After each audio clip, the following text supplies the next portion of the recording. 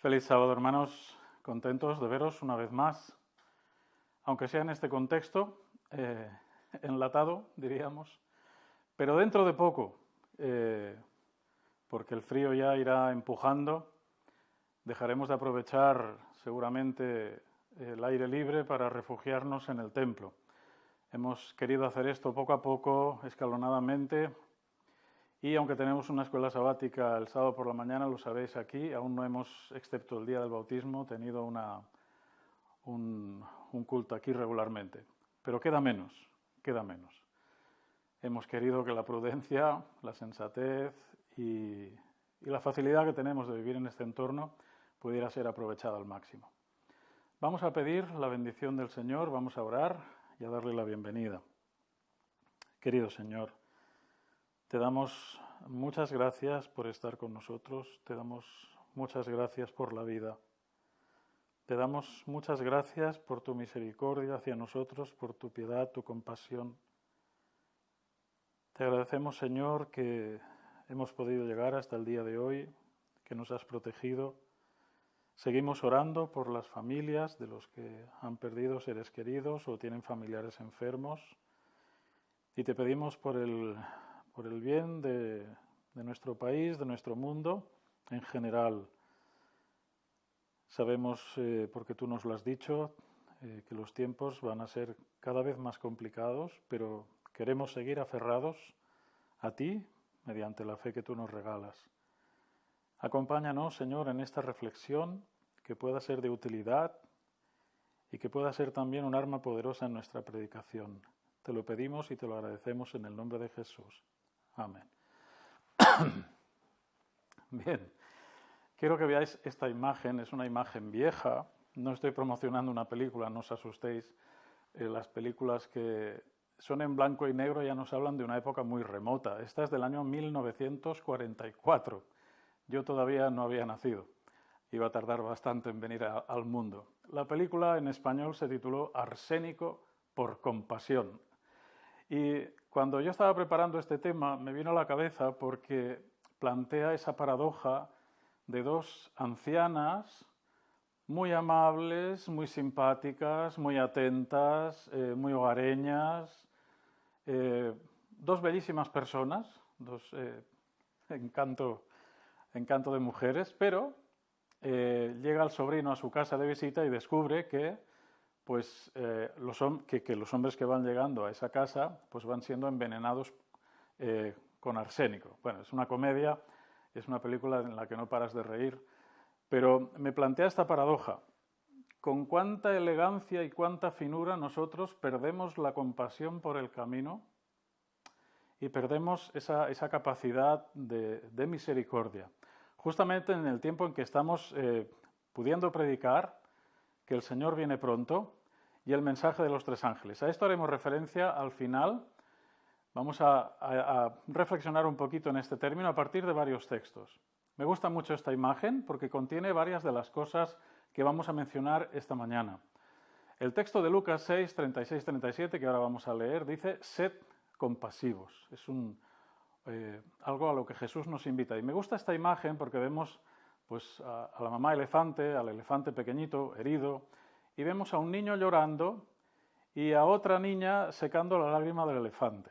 Bueno, es triste o es lamentable o es paradójico que en este mundo, en este tiempo, las personas seamos más misericordiosas, más compasivas, más pacientes con los animales que con las personas. Y me diréis, hombre, no es siempre así. Claro que no. Ahí existe el maltrato animal.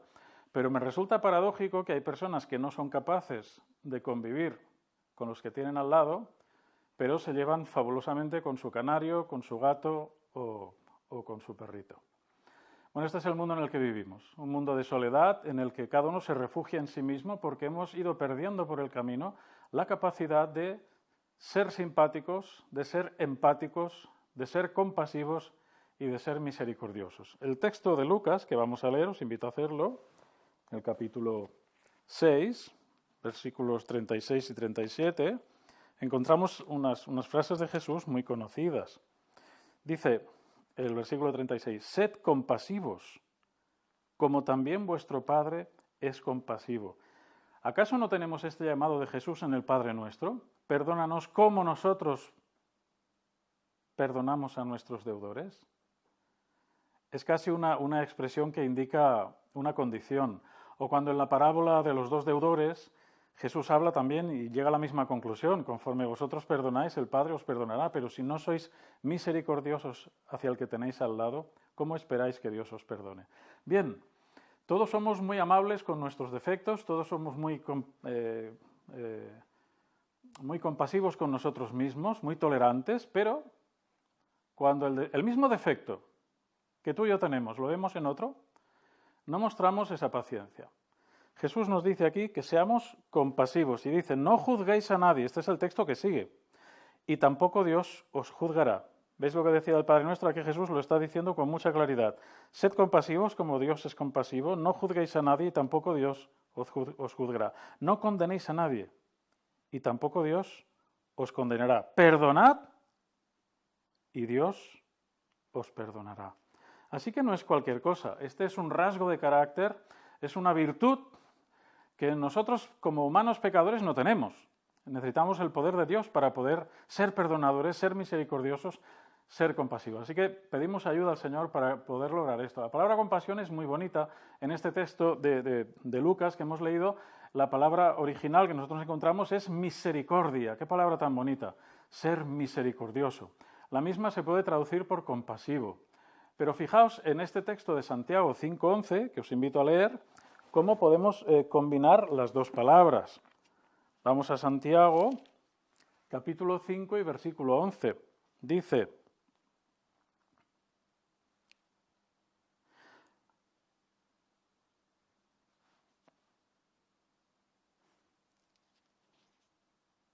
un momento, que creo que tengo un error aquí, no quiero confundiros tampoco. Es el versículo 11, sí, hacia el final, es un versículo largo. Consideramos dichosos a los que supieron mantenerse firmes. Más aún, tenéis conocimiento de la firmeza de Job, y ya veis el feliz desenlace a que lo condujo el Señor. Porque el Señor es compasivo y misericordioso. Y aquí se emplean las dos palabras: compasivo y misericordioso. Misericordioso es un significado que conocemos, es la actitud de una persona hacia otra en cuanto al perdón. Compasivo significa sentir que las entrañas anhelan. Es un significado muy bonito, porque es algo que nace de dentro. Sentir lástima. La traducción más cercana es compadecer, pero la raíz de esta palabra significa también intestinos, ¿sabes? La compasión no fingida, la compasión que no se corresponde con una etiqueta, un saber estar, es la compasión que nace del corazón, de las entrañas. Cuando algo te mueve a compasión, es algo que sientes desde dentro. Puede traducirse la raíz de esta palabra como amor entrañable, porque habla de entraña, ¿veis? De algo interior. Así que este texto es muy bonito porque dice que el Señor es compasivo y misericordioso. Le nace desde dentro, desde su amor, compadecerse y ser misericordioso hacia nosotros. Me parece que es sencillamente extraordinario el significado y de lo que nosotros tenemos mucho que aprender, por cierto. El siguiente texto lo encontramos en Hebreos 4:15. Os invito a buscarlo, es un poquito más atrás. Hebreos capítulo 4 y versículo 15, donde hablamos de otra palabra, que es simpatía. Pues no tenemos un sumo sacerdote incapaz de compadecerse, literalmente sería la palabra incapaz de simpatizar con nuestras debilidades, al contrario, excepto el pecado, ha experimentado todas nuestras pruebas. Acerquémonos, pues, llenos de confianza a ese trono de gracia, seguros de encontrar la misericordia y el favor divino en el momento preciso. El texto recalca dos cualidades: simpatía y misericordia. La simpatía significa sufrir junto a otro. Claro, cuando tú y yo hablamos de simpatía, lo primero que nos viene a la mente es una persona agradable, risueña, de trato fácil, ¿no? Pero en griego esta palabra es muy bonita porque dice: el simpático es el que sufre contigo. Así que es impresionante cómo el Señor está dándonos pautas. Dice que si andemos por su camino, que seamos como Él, y eso significa hacer cambios en nuestra vida. La simpatía aún se quedaría corta. Hay otra palabra que nosotros conocemos bien, que es la empatía, y estas dos palabras combinan desde una terminación, que es esta, pathos, que significa experiencia, afección, dolencia, sufrimiento, y según el prefijo que llevan delante es simpatía, que significa reunión, convergencia. Qué interesante la convergencia, cuando dos personas convergen, dos personas coinciden, dos personas sufren juntas, dos personas están en sintonía, tienen algo que les une. Y empatía, que viene desde el interior, estaría muy relacionada con la otra palabra que hemos comentado, que es compasión desde las entrañas. En este mundo en el que vivimos, pues muchas veces cuesta encontrar verdadera simpatía y empatía. Es muy interesante porque estas dos palabras nos plantean un proceso en nuestra mente, en nuestro corazón, cuando alguien sufre y podemos acompañarle. Uno exterior, ¿verdad?, que es la simpatía, cuando vemos al otro, a la otra persona, vivir lo que nosotros hemos vivido ya personalmente, quizá con anterioridad, algo muy parecido, y sentimos compasión. Cuando esto ocurre, lo primero que sentimos es compasión, simpatía, y enseguida, si nuestra afectividad es saludable, pasamos a la empatía, cuando eso que estamos viendo que el otro está sufriendo y viviendo conecta con nuestros propios sentimientos y emociones y es algo que nos toca por dentro. Entonces empatizamos. Cuando tú vas a ver a una persona que ha perdido un ser querido, si tú nunca has perdido un ser querido, quizá eres demasiado joven, no lo sé. Hay personas que han tenido la suerte de crecer y crecer y no han tenido que despedir a nadie, apenas. Quizá porque sus abuelos ya no estaban y ha crecido con la familia más joven, no lo sé. Hay situaciones, pero la primera vez que pierdes a alguien, cuando ves, pasado un tiempo, otra persona que está en proceso de duelo, sabes, conectas, recuerdas, sientes compasión, sientes esa simpatía que te acerca al sufrimiento de la otra persona y conecta con tu propio dolor, con tu propia experiencia. Este es el hilo conductor emocional, psicológico, afectivo, con el que Dios nos ha dotado a las personas para estar cerca las unas de las otras. El mal, el egoísmo, la frialdad del corazón humano es lo que hace que esto se rompa, pierda poder. Sin embargo, Dios, cuando restaura la vida de una persona, estos sentimientos, estas actitudes, vuelven a tomar la plaza. Simpatía, compasión, empatía, misericordia. Es muy importante. Por el contrario, cuando Dios no está presente en nuestra vida, cuando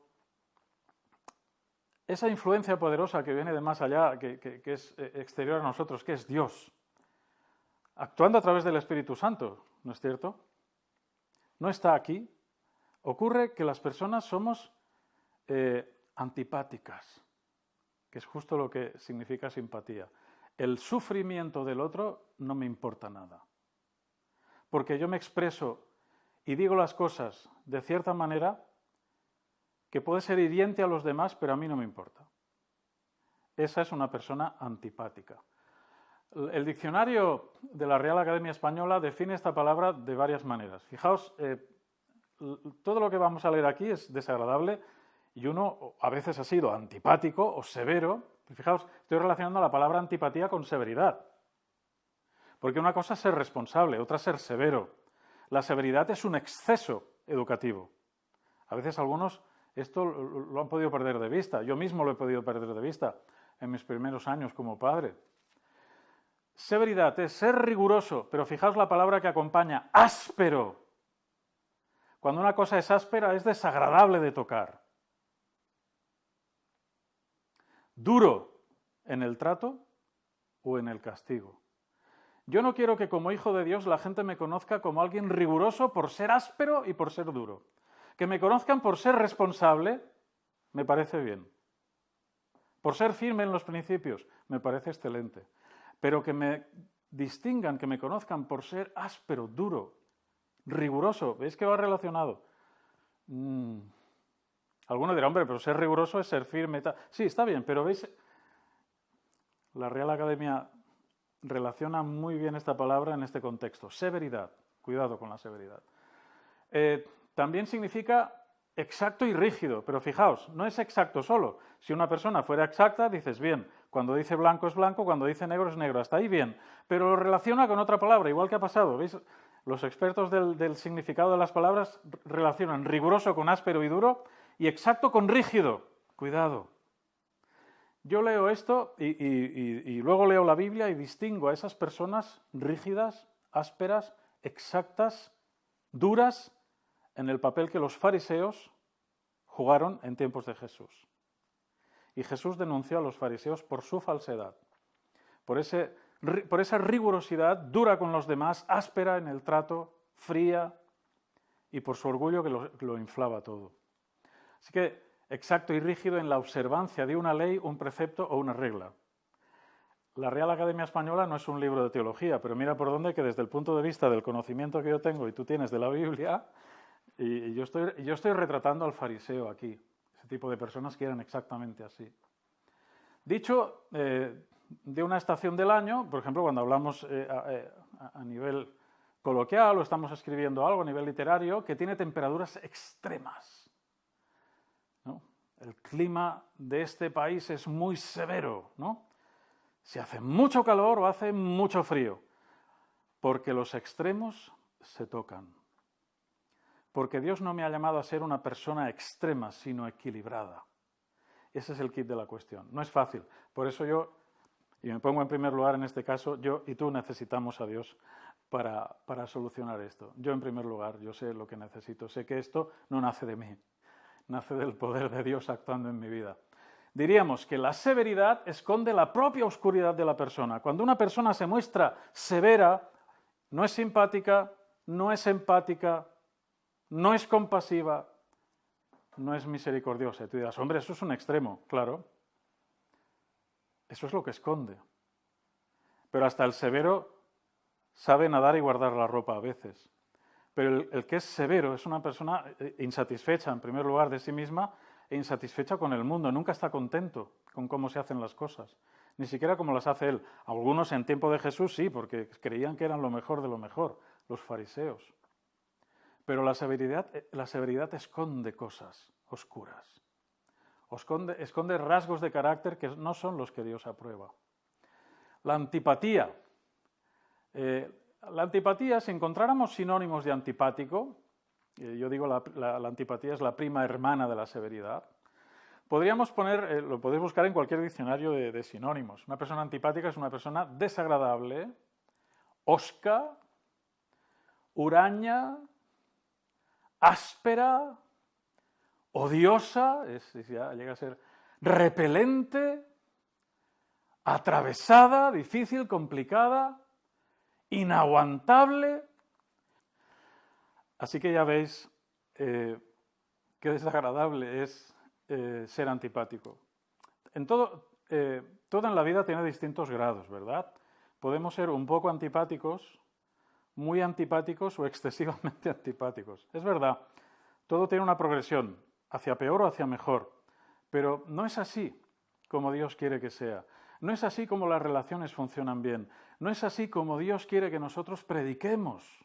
Imagínate que yo predico sobre la cercanía de la venida de Jesús de manera antipática, poco misericordiosa, poco compasiva. Pues me parecería a esos predicadores cristianos del Far West, que todos hemos visto alguna vez, que decía, sois todos malísimos, sois todos pecadores, vais a quemar en el infierno, aquí no se salva nadie. Bueno, y en parte tiene una parte de verdad, pero no es así como hay que hablar. Porque la Biblia nos llama a hablar de misericordia, de oportunidad, de gracia y de buenas noticias. La severidad, entonces, podemos decir, tiene por lo menos dos amigas íntimas.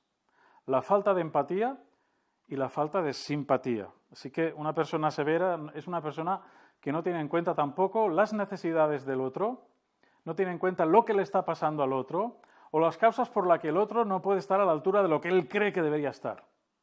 Una persona severa solo exige, no escucha, no atiende al otro. No queremos ser así. No queremos que nuestro hogar, nuestras relaciones funcionen de esta manera. Os voy a contar una historia. ¿Veis en la foto una imagen muy entrañable de un pastor, un mastín, que ha defendido a las ovejas del lobo, está herido?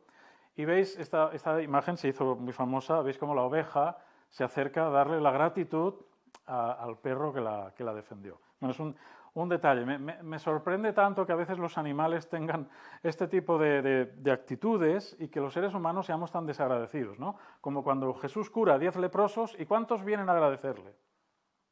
Uno. Os cuento una historia de una familia pues normal, feliz, tenían un bebé, estaban pues muy contentos.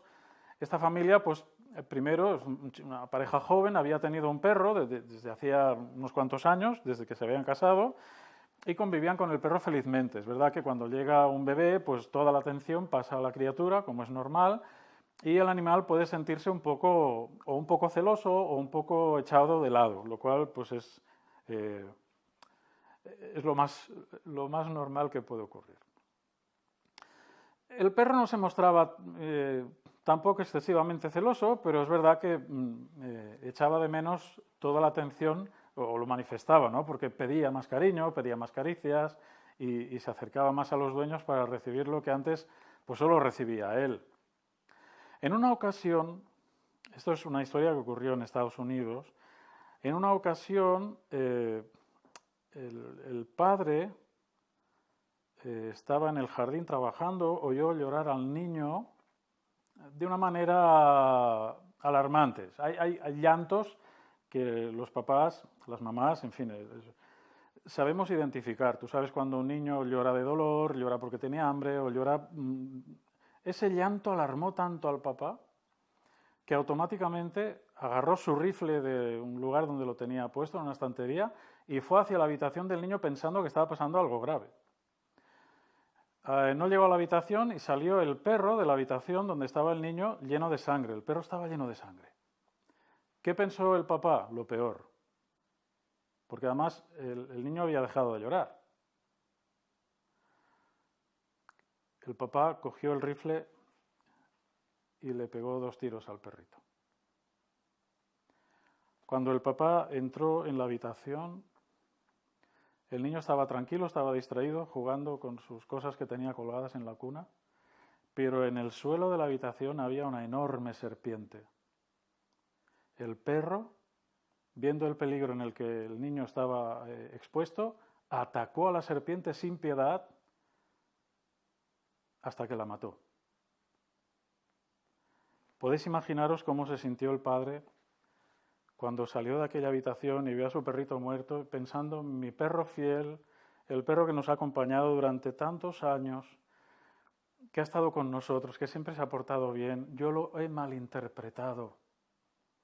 Yo he interpretado mal lo que estaba viendo. Mi hijo había dejado de llorar, yo pensaba que el perro, en un ataque de celos, lo habían prendido con el niño y no era así, ni mucho menos. El perrito, creo que era un pastor alemán, si no recuerdo mal, había dado buena cuenta de la serpiente, había librado al niño de una muerte segura y le había protegido. ¿Cuánto nos podemos precipitar tú y yo cuando juzgamos mal a las personas? Cuando no tenemos en cuenta sus sentimientos, cuando incluso ante lo que parece una situación extraña o que puede darnos que pensar mal, reaccionamos como el padre de manera instintiva y no tenemos, ahora hablo en metáfora, no tenemos una escopeta, pero herimos a las personas, somos demasiado duras con ellas. Dios, querido amigo, querido hermano que me escuchas, Dios nos invita a ser misericordiosos, nos invita a ser compasivos, nos invita a ser simpáticos, nos invita a ser empáticos. Cuando nosotros hablamos de Jesús, que para mí es el parangón de la empatía, la simpatía, la compasión y la misericordia, nosotros sabemos por la palabra de Dios que Jesús estuvo en estos zapatos, anduvo con ellos. Jesús sabe lo que es vivir una vida como la tuya y como la mía, llena de dificultades, de problemas, de situaciones terriblemente complicadas. Jesús, para que tú y yo no tuviéramos duda, el Padre envió a su Hijo, nacido de mujer, dice la Biblia, para que tú y yo, cuando hablemos con el Padre, no tengamos ninguna duda de que Él nos comprende, de que Él simpatiza con nosotros, porque Jesús vino a vivir una vida parecida. No fue igual porque no pecó, por eso digo parecida, pero pasó hambre, pasó sed, sudó. Tuvo que trabajar, sufrió todo lo que tú y yo podemos sufrir en esta vida. Sufrió tus tentaciones y las mías, porque era un ser humano, era un hombre. Y aún sufrió más porque en el desierto de la tentación vemos al demonio dirigiéndose al Dios que lleva escondido dentro, que nunca usó en su propio beneficio. Si eres Dios, haz que estas piedras se conviertan en pan. Jesús fue tentado más allá de lo que un ser humano es tentado. Las tentaciones humanas más las tentaciones a ese Dios que estaba dentro de él para que se revelara. ¡Qué fuerza de voluntad tan tremenda! ¡Qué capacidad para la empatía, para la simpatía, para la compasión y la misericordia de Dios hecho carne, que nunca usó su poder para poder ser mi ejemplo en todo y en toda situación! Me parece absolutamente maravilloso. Me parece absolutamente maravilloso. Venció, pero no sin sufrimiento. Algunos imaginan la vida de Jesús como una vida fácil. Bueno, claro, era el Salvador del mundo, era el Hijo de Dios. Mirad lo que dice Hebreos. Cuando uno lee esta epístola, uno empieza a pensar de otra manera, empieza a reflexionar más profundo y empieza a abrirse una puerta a la investigación acerca de la humanidad de Jesús como ningún otro texto. Mirad, os lo leo, Hebreos capítulo 5, versículos 7 al 9, me parece extraordinario.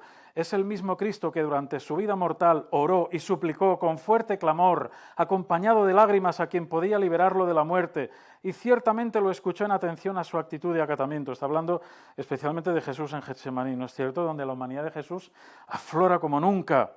Y aunque era hijo, mirad, aunque era hijo, aprendió en la escuela del dolor lo que cuesta obedecer. Porque él podía haber dicho, me voy, no es justo lo que estamos haciendo, no es justo que muera en lugar de la humanidad, no se lo merecen, ni uno, y encima mi pueblo me rechaza, los míos me dejan solo. Satanás le presentó estas tentaciones a Jesús. Podía haberse ido, pero fue obediente al plan que él y el Padre habían trazado. Fue obediente. Aunque era hijo, aprendió en la escuela del dolor lo que significa obedecer, lo que cuesta obedecer. Alcanzada así la perfección, se ha convertido en fuente de salvación eterna para cuantos lo obedecen y ha sido proclamado por Dios sumo sacerdote según el rango de Melquisedec.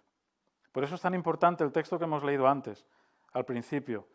Pues no tenemos un sumo sacerdote incapaz de compadecerse de nuestras debilidades. Al contrario, excepto el pecado, ha experimentado todas nuestras pruebas. Acerquémonos, pues, llenos de confianza, a ese trono de gracia, seguros de encontrar la misericordia y el favor divino en el momento preciso. ¡Aleluya! ¡Amén! ¡Qué palabras de poder! Queridos amigos y hermanos que me escucháis.